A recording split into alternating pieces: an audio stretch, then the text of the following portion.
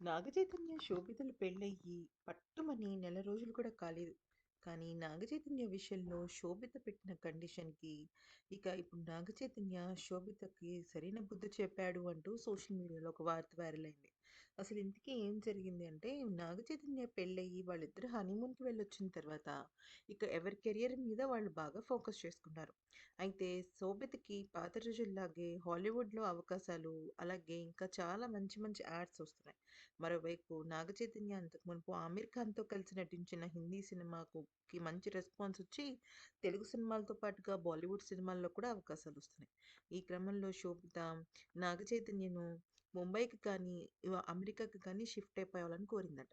అయితే మొదట నాగచైతన్య దానికి ఏం స్పందించలేదు. కానీ శోభిత మొండి పట్టు పట్టడంతో ఇంకా లాభం లేదని, అస్సలు నేను అమెరికాకే వెళ్ళనని, నేను తెలుగు సినిమాలే చేస్తానని, ఇంకా బాలీవుడ్‌లో అవకాశం గనక వస్తే ఖచ్చితంగా షూటింగ్ చేసి అక్కడికి షూటింగ్ ముగించుకొని వస్తానే కానీ, నా ఊరు హైదరాబాద్ నుంచి షిఫ్ట్ అయ్యే ఆలోచనే లేదని చెప్పడం జరిగిందంట.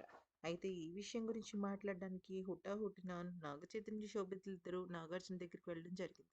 అయితే నాగచైతన్యకి ఇష్టం లేకపోయినా బలవంతంగా శోభిత ఎందుకని ఇంతలా బలవంతం చేస్తుంది?